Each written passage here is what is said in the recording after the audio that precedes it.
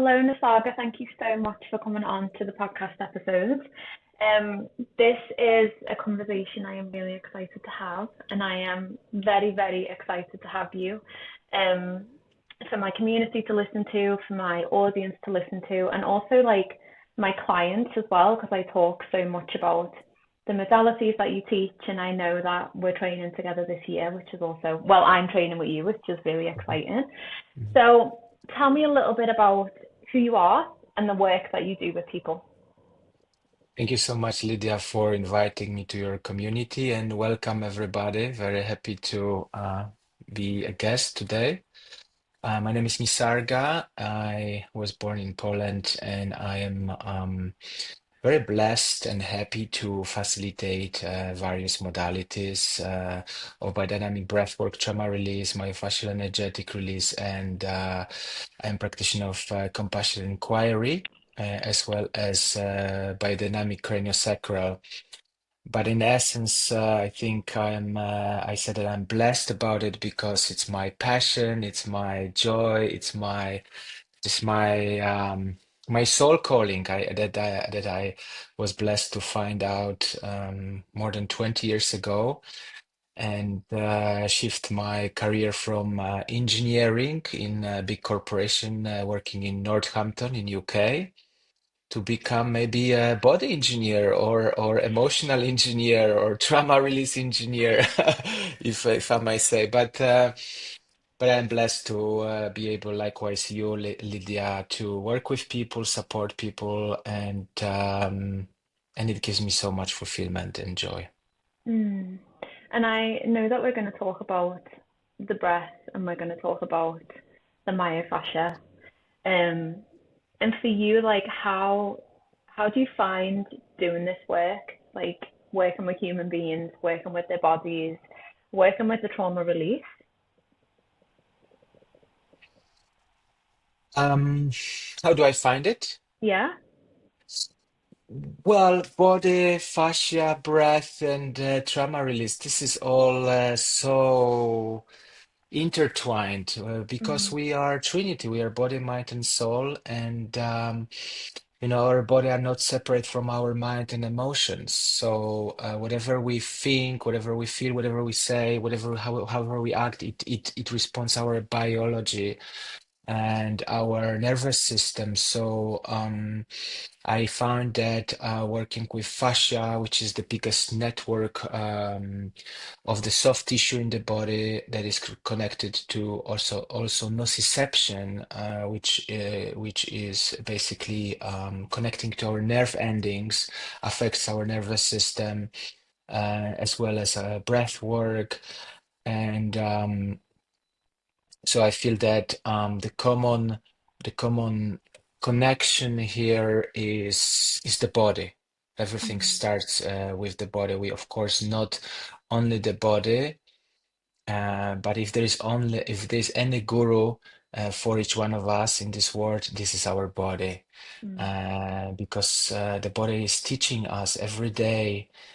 Our body is giving us a lot of information, a lot of whispers, and if we find a stillness and slow down for a moment, we can really start paying attention to those whispers and acknowledging the body.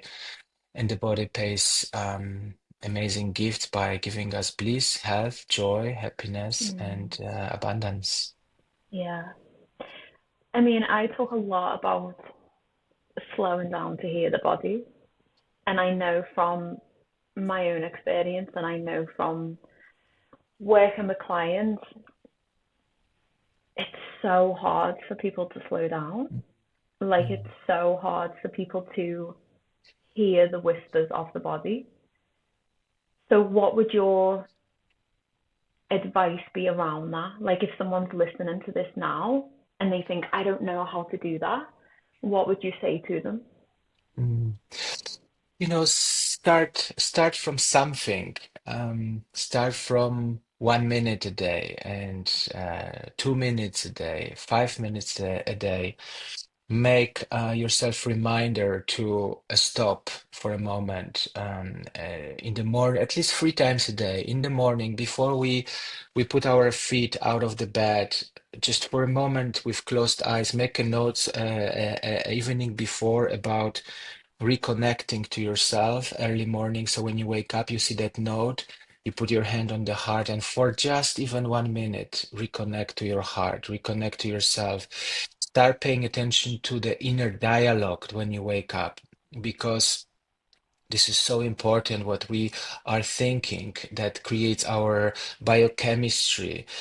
And then in the afternoon, maybe between 2 and 4 is another window when our mind starts having a specific chemistry where, again, looking into our inner talk, and that space in our heart is very powerful. So find a gap in these 2 hours between 2 and 4. And again, 2 minutes, 3 minutes, 1 minute, even if you are in a busy environment or at work, we can find that that place where there's a park around, or room where we can for a moment just close our eyes and see what's happening, be with ourselves, scan the body for a moment. And then the third part of the day, very crucial to looking in for this self-inquiry, is evening, just before going to bed, closing eyes, and for a moment recollect our day and see what would I do anything different today?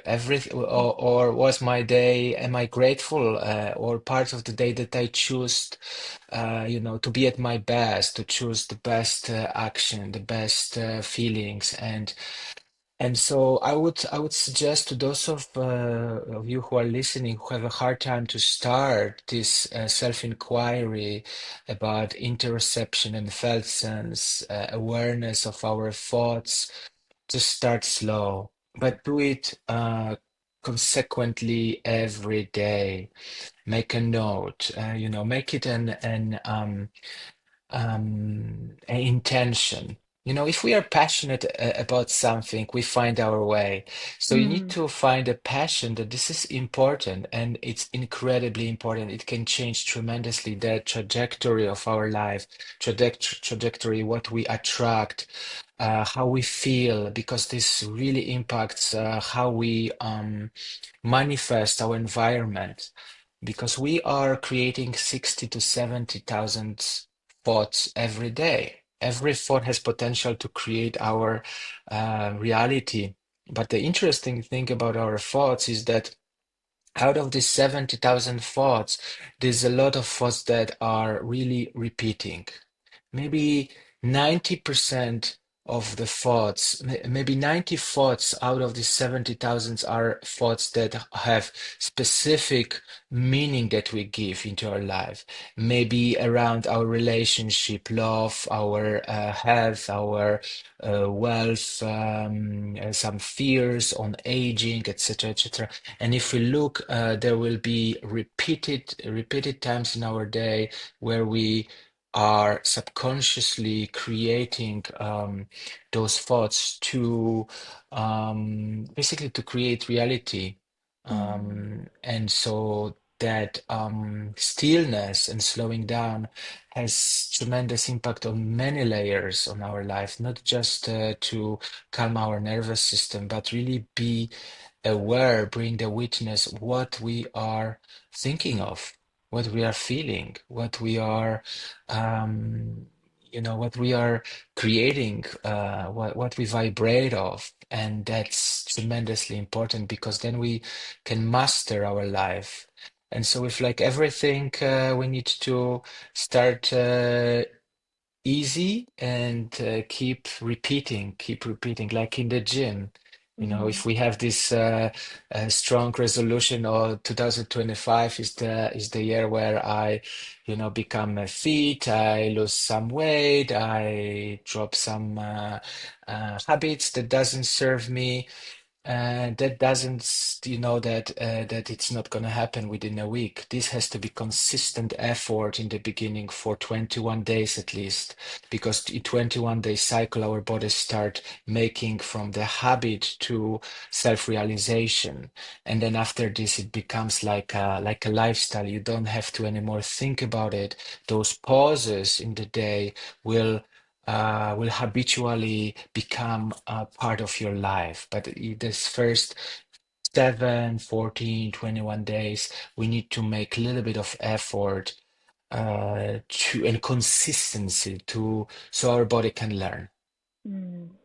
Yeah, I love that. And I say this to clients a lot is I think there's I think there's a concept in the healing space that hard and fast is what it should be. And I personally found this year with somatics and with my nervous system, slowly, slowly, and the compound effect. So I'd be doing these habits and doing these changes, and then one day a scenario would present itself and I didn't respond the same way, or I wasn't waking up dysregulated. And I always say this to clients, it's like you have to build a relationship almost with your body and with yourself. Um, and one of the things I'm curious about is your perspective on how trauma impacts all of this. Thinking about the theme of being whole, how does Mm. trauma like pull someone away from their wholeness and impact that? Wholeness. Yes, we are born as a whole, as a child. We are loving, a blissful being.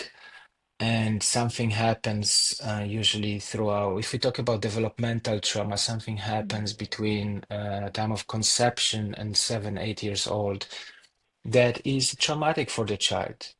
And it could be we are born with different sensitivity, and for each one of us, um, different factors will impact what means to be a traumatic event. But basically, it's something that is too fast, too intense for coping mechanism of our nervous system. When that happens, there is the compassionate mechanism of our nervous system of low tone of dorsal complex where we freeze, where we shut down. And that is created so we don't feel pain, we don't feel strong emotions because they could be too much to handle for a small infant or for the child. So the nature gave us opportunity to kind of disconnect, disassociate in the childhood time, and then we grow up with this freeze in our bodies. Like Wessel van der Kolk said, the body keeps the score, mm, means that those experiences live in the body, lives in the soft tissue, creating tension or stress, and we keep our emotions in those parts of our body, and we kind of learn that we are fragmented, we are alone with our story, we are not our story is not acknowledged, that nobody can understand us, and then in society even more nowadays, we see that somehow that separation between even individuals becomes stronger and stronger. We keep isolating ourselves from others. We escape into social media. We start creating more and more distance. And mm, that means that we are less whole as individual, but also as a community, because expression of individual is also expression of the whole communities. And so trauma create that fragmentation in our body and disconnection. So we feel less, we feel parts of our body completely numb, disconnected, frozen, and yeah. that's what trauma does. But we need to understand that we are not anymore this 7-year-old self that has been abandoned by a father, or been exposed to some other traumatic event, maybe violence, maybe sexual abuse, or any other circumstances that can be very, very traumatic for the child. And that's the first step, that we can shift into the functional adult, into the witness from IFS, internal family system. There are three parts Mm, of our psychic: the wounded child, the functional adult, and the second one, I forgot what it was. It was wounded child, adaptive child, which is the defense mechanism, is the second part, that we learn how to cope with the stress as a way of adaptation, defense Mm. mechanism. And then the third one is functional adult, when we can start understanding, okay, some pattern of survival just kicked in because something happened externally. Maybe somebody raised the voice next to me in the coffee shop, and I translated like somebody's shouting, and the violence is expected, and my body goes into shutdown and fear. So until I don't go into that functional adult to start understanding reality as it is, it's very hard to bring that wholeness in from the separation.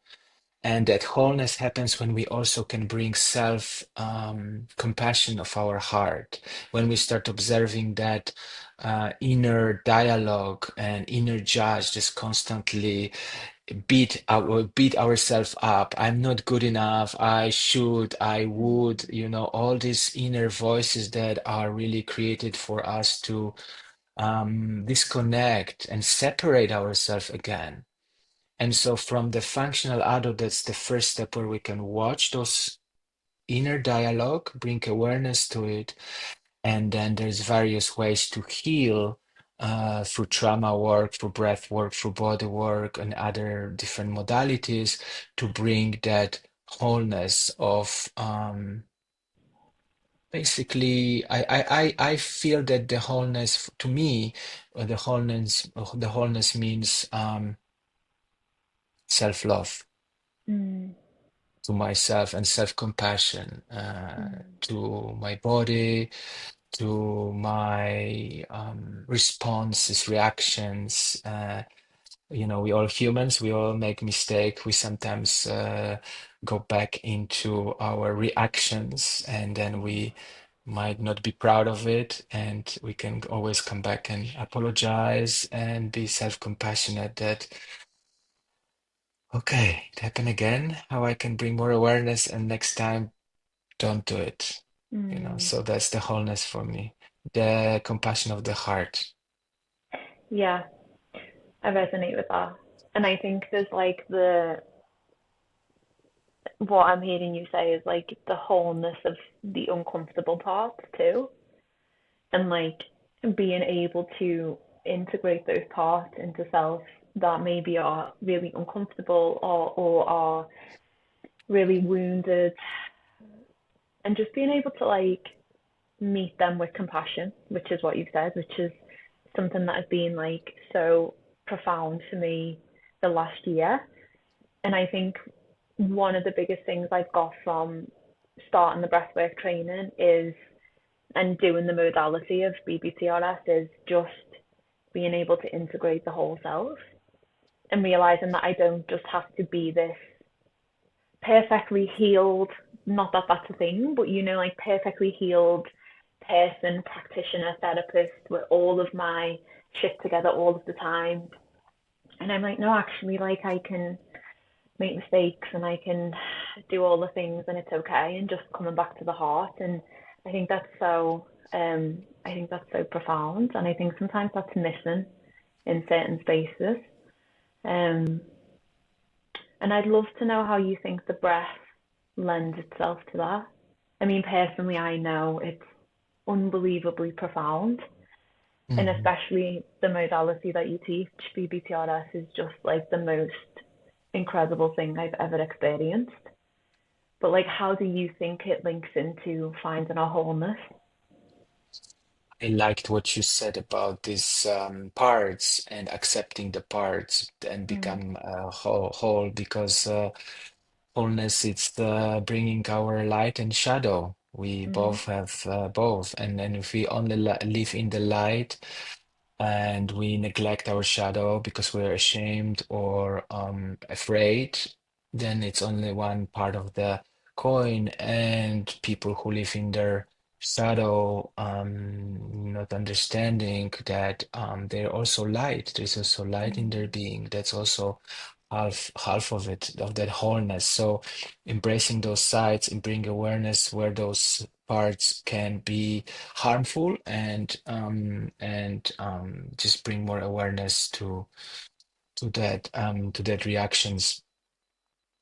But you coming back to your question, how breath work comes into bringing the wholeness, is that, as I mentioned, in trauma, we are separating. There's certain disconnect that happens, that we are disengaging from life in some way, disengaging from our force, from our potential, from our worthiness, from our self-love.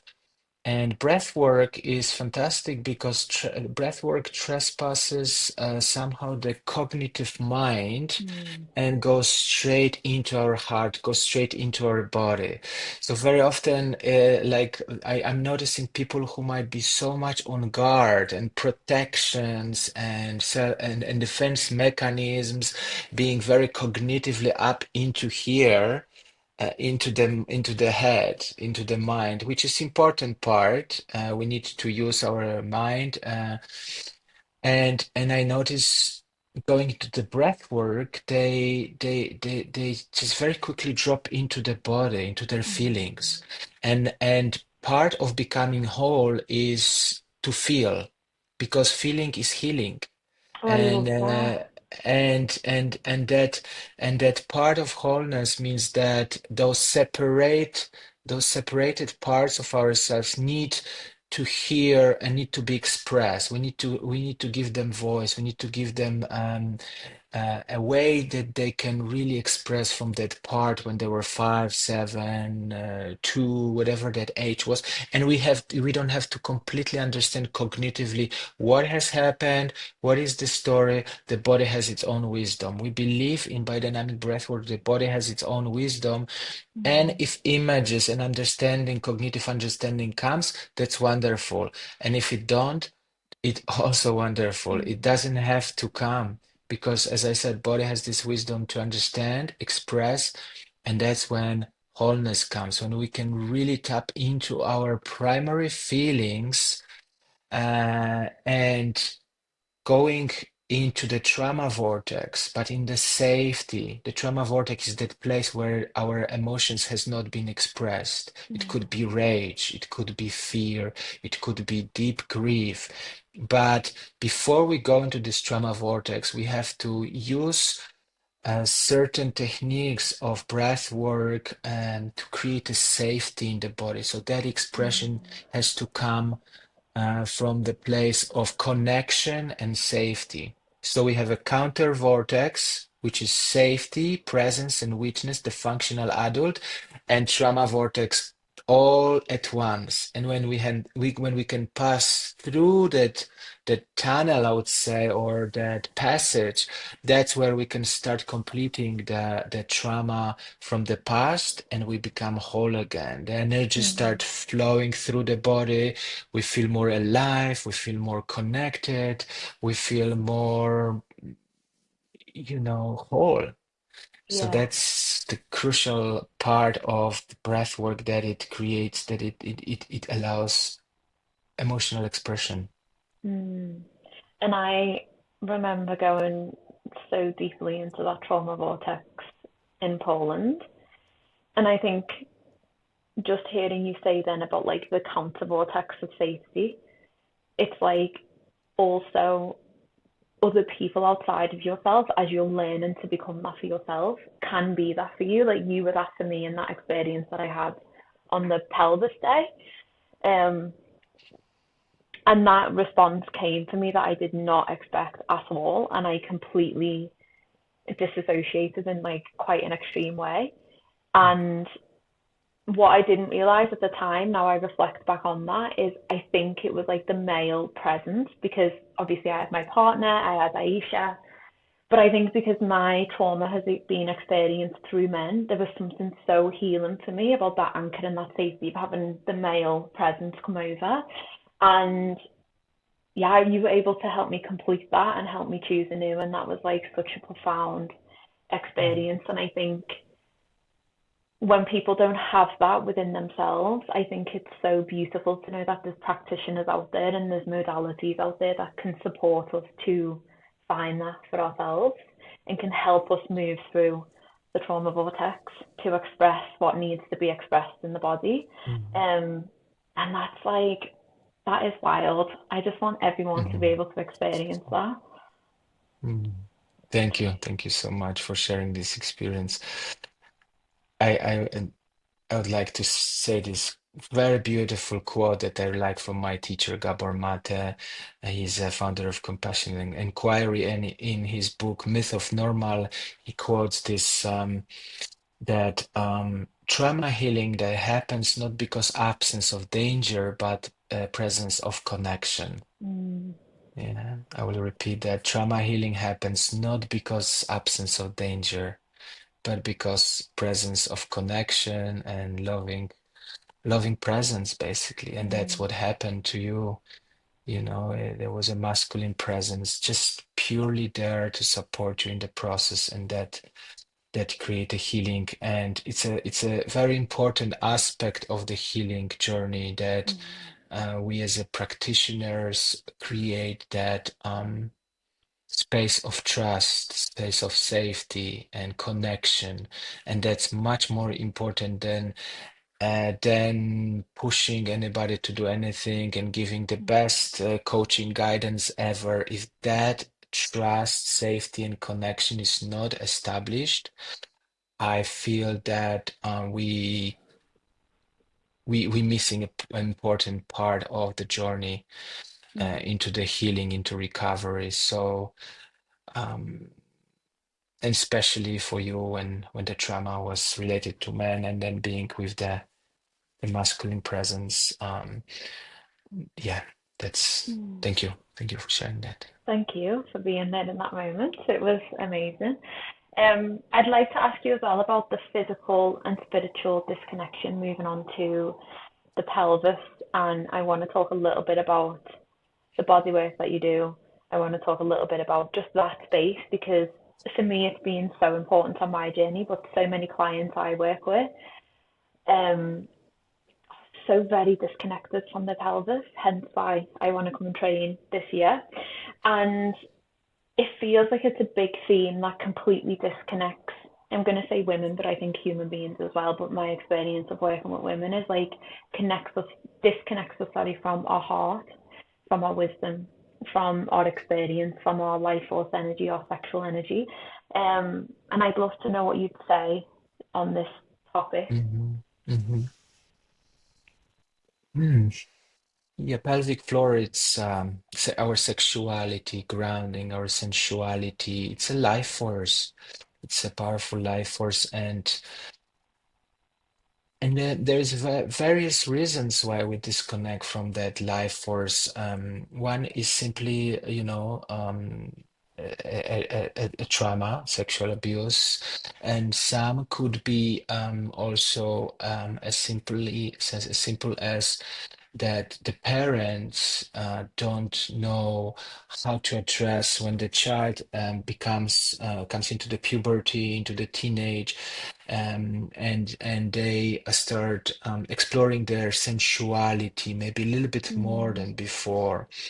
And for child, this is all love. The child doesn't distinguish yet in the age of 6, 7, 8, when the love and sensuality is different. It's just intimacy. And then when that comes and the parents don't know how to address it, how to talk to the child, how to be more natural about it.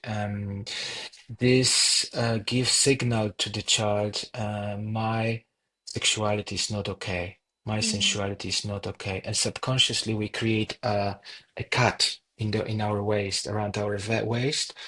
And so everything down is bad. Everything down is I'm ashamed of, and that's also our religion has big impact on it, and to Mm. shame us for our sexuality, and it's in general we keep a lot of suppressed energy in that area, and so I think the biggest problem here that we start separating heart and sex. So it's Yeah. either or. I can be in a loving relationship, in beautiful relationship when there's a lot of heartful energy, but the sexuality is somehow not flowing, or other way around, there's a lot of sexuality, chemistry, but can't find my heart in that. And Mm. so the journey is how to unify and how to bring those two centers together, how to start maintaining and dropping from the heart down into the pelvis through various practices, from some TRE exercises that can move the energy of the pelvis by doing some body work, because there's a lot of stuck emotions in the soft tissue. And when we start working on our pelvis, on different structures, on rotators, adductors, pelvic floor, even abdominal region, psoas muscles, this is all connected deeply to the pelvic floor. And when we start bringing more flexibility into these structures, we start also kind of unshaming the pelvis. It's about kind Mm. of layering out those taking out those layers that we put on shame, that we can be touched around our pelvis or legs, and we can observe and allow, and in a space of safety, um, express Mm. all the feelings that are there, and then that expression usually move the energy between heart and sex, and then we can find this wholeness again, that Yeah. wholeness between heart and sex, which are kind of working together. There's no one or the other. No, they're like in relationship, and I think one of the again from my experience, one of the biggest kind of moments doing the breath work and doing the body work, and again, being held by a male, being held by Matt, and doing body work was that sexual energy being activated, and it's just being really normalized and seen as an energy, and the charge completely being taken out of that. And then through being held with that, I'm like, oh, it's just energy. Oh, Hmm. yeah. And also, I think, I say to a lot of my clients about sexual energy, and they immediately think it's sex. And I'm like, no, it's creativity, it's presence, it's joy, it's so much of that life force energy that we speak of. Um, and I just think it's really sad how many women, I'm sure men experience this as well, but how many are numb and completely disconnected from that area. Um, and I just think, like, imagine we were all connected to our roots, how much more wild, whole, wise we would be in this world, and how much Hmm. more like embodied we would be. Hmm. Yes, yes, definitely. And all this journey can start as simple as being with the nature, because Mm. because it's all about also grounding. Our pelvis is not just this region where our sexuality lives. It's also our legs, our feet, Mm. our knees. This is all part of the pelvis, in my view. And if I see somebody with, disconnected from the nature, wearing constantly very, high sole of the for the feet, constantly we walk on the concrete, and we lost that connection. And awakening pelvis could be standing 5-10 minutes in the garden in the morning Mm. and soaking this energy and meditating a little bit and letting this energy flow upward into the pelvis, and being walking barefoot, taking maybe cold plunge, just being close to the wind, to the sun, to the light, to the trees. This is all Mm. part of reconnecting to our sexuality, because somehow I feel that the nature, the power of nature, awaken our senses and awaken our body. Mm. And part of awakening our sexuality is also feeling that bliss and feeling that energetical flow. So, um, you know, yeah, making love with nature could be amazing experience. Yeah. Being in the forest and hugging tree and Mm. breathing fresh air and just being barefoot. Mm. Yeah, it's so nice. I think as well, it's like this energy that we speak of is so regulating for the nervous system. It's like it's not separate. Sexuality, life force, energy, nervous system work, and that's one thing I'm really seeing in my work with clients at the moment is how much these experiences that we speak of have such a regulating effect on the nervous system also, and then bring us back to that wholeness. And I think it's just that the knowing that, trauma healing or any type of healing can also be, as much as it can be breathwork sessions with a practitioner, it can be what you've just said, feet on the ground, taking a deep breath in. Like that is so nourishing for your body and your nervous system. And these things can create cues of safety in your body and really help people feel connected, which I love. So I'm going to advise everyone to go and make love to a tree, as Nisarga said. Yeah. um, can I just ask, because I'm aware that we've used the word bodywork a lot, and Mhm, I've just remembered how often I say that to people, and they say to me, "What is that?" So, mhm. just for listeners, so they know what we're talking about, what is bodywork when we speak about it? So, in a simple term, bodywork is like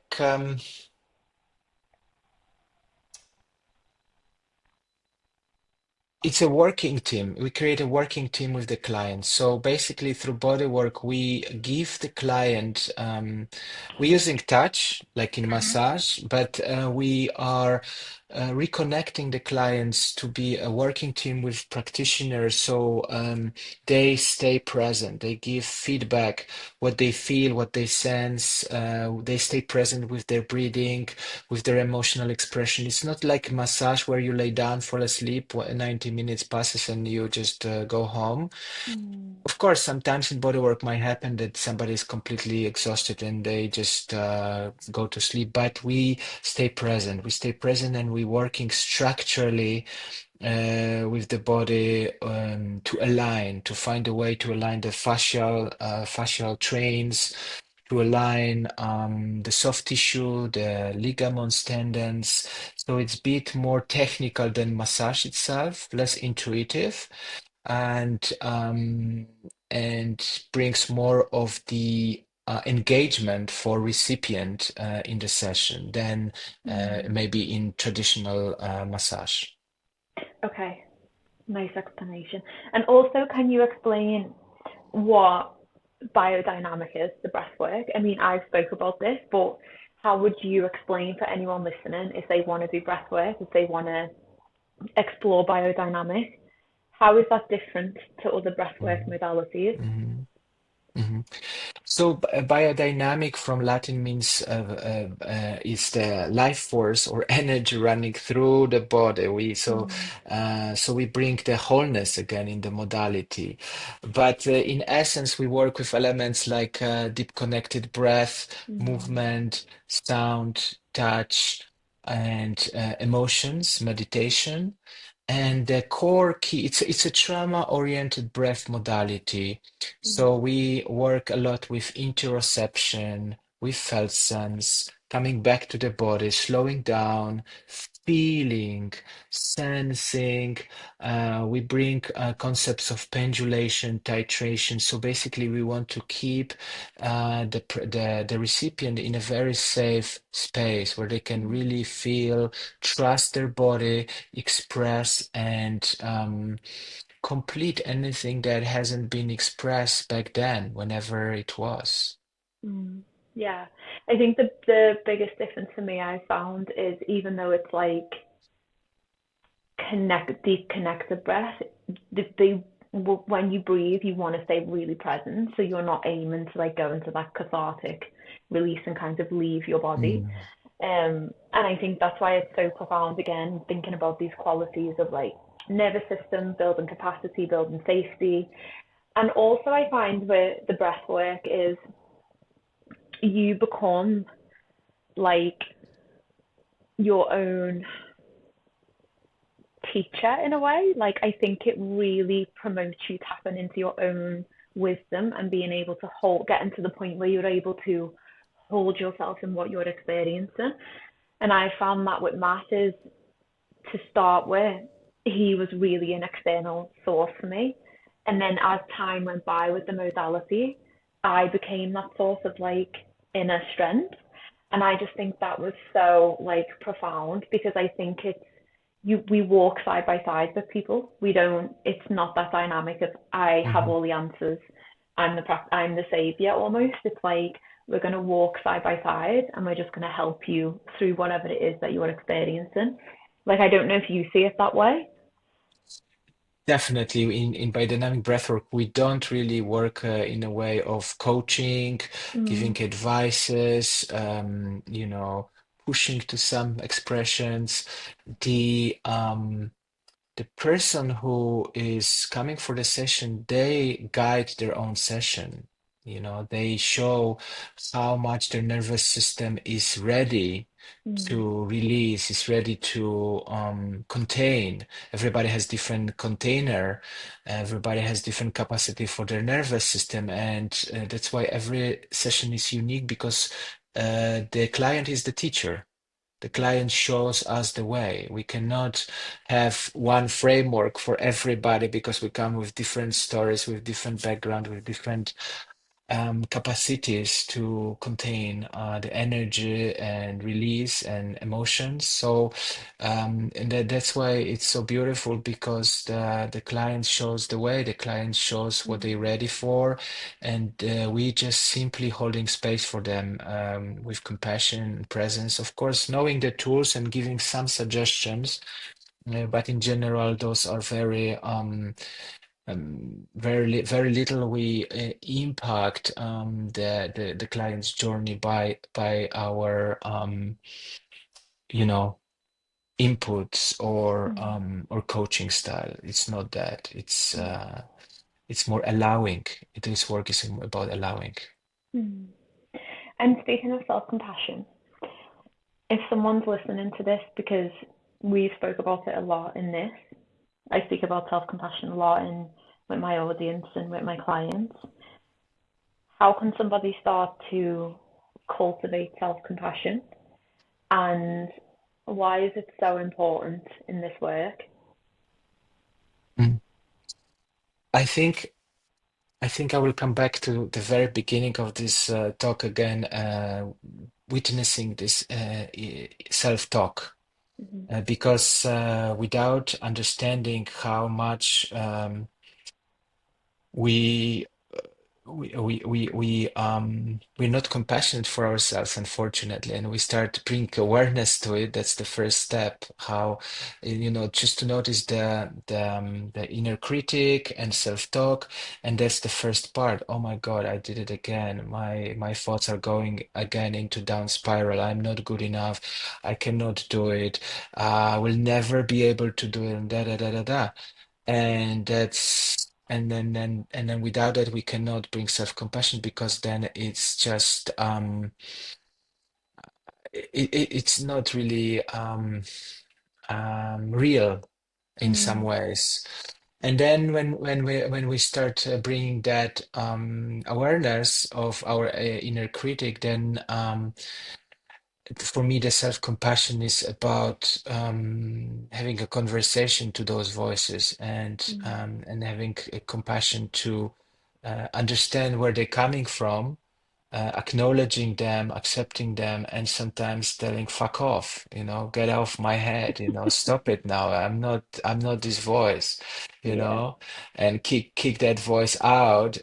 And sometimes it works, sometimes not. But finding our own way, what works with this conversation with our inner critic. And if it happens again, don't be too harsh on yourself, because this is a process that will take time and those voices will be coming back. And Mm. essentially working with this inner mantra, I am worthy. I Mm. am worthy. I am good enough. Because essentially, if we look down to all the stuff that comes from our inner critic, the main point that we come to is I'm not good enough. All the fears, all the worries that we can, it all comes down to I'm not good enough, Mm. and how we can have that clarity and work with mantra. And yeah, I'm good enough. I'm worthy. I'm okay.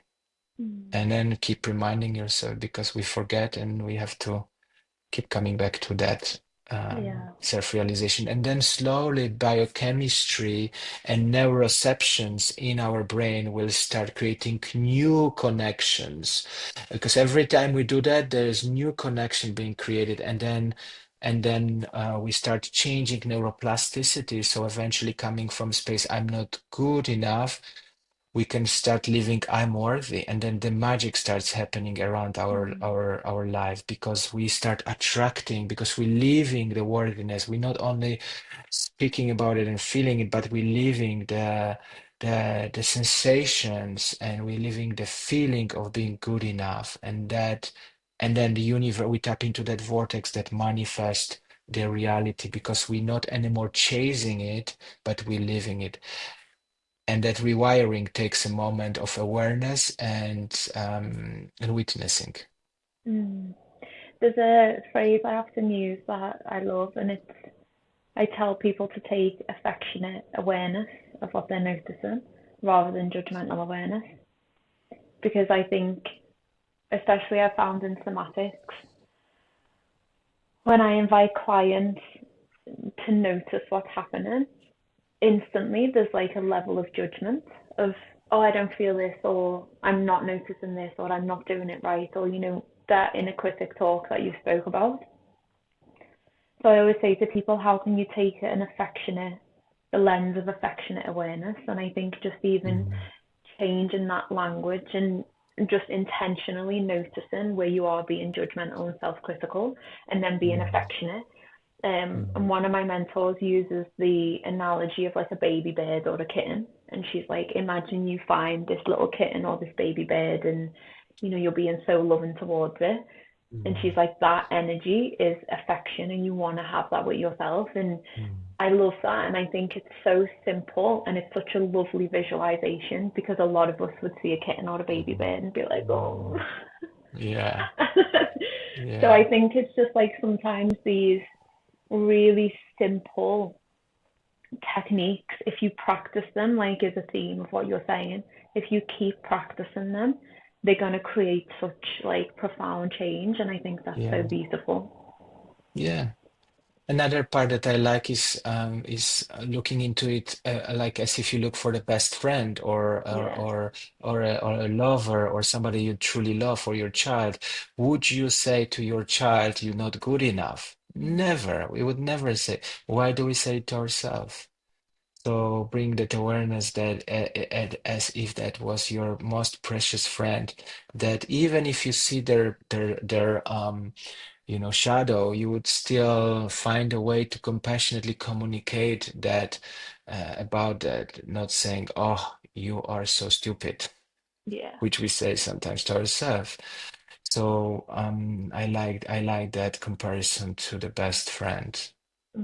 Yeah, I like that. And I think bringing the inner child in as well is something that massively helps, which you spoke to. But I think even just like people imagining that what they're saying, or like if they are triggered or there's something that comes up, it's like imagine that you're 5-year-old self, instantly that's going to shift so much, like you said, because you wouldn't Mhm. be critical towards your inner child. And I think inner child work also gives people, like when we've been talking about past work, like, God, that's such a driver for self compassion. It's amazing how quick it can shift things. So, yeah, I think it's magical. I think it's lovely. And lastly, I just want to ask you, we spoke about the quality of wholeness quite a lot.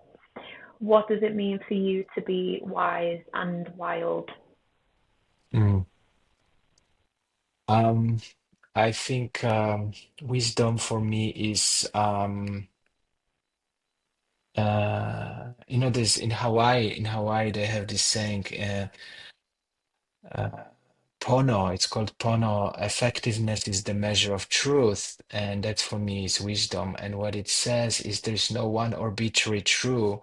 We all find our own truth depending on Mm, our backgrounds and our story, and we cannot just say this is the way. This is the way for me. Doesn't have to be the way for you or somebody else. And we mm, all have to figure it out what is that way. And it gives me somehow acceptance to others as they are. And that's for me wisdom, where we can find place for everybody on this world to live their happiness and drop our judgments and criticism or of their actions or their behaviors, because we don't know who they are, we don't know their stories, mm, and so for me that's the wisdom, to giving everybody a possibility to live their truth and live my truth with integration of presence and love. mm. So that's for me why wisdom and wideness. My God, listening to the inner child, listening to the inner child, keep coming back because keep forgetting how playful he is, how loving he is, and sometimes the Saturn in my 12th house comes in onto my moon, and this grumpy energy takes it over, and just complains, and so the wildness for me is just reconnecting to the inner child, play, and just follow that intention of, uh, jumping and playing, and just following that blissful energy that we all have somewhere down deep, uh, and getting it out and having fun with it. Don't bother Mm. about others' opinion because it doesn't matter. Yeah, I love that. And that's one of the things I loved about Poland was just everyone in the room dancing.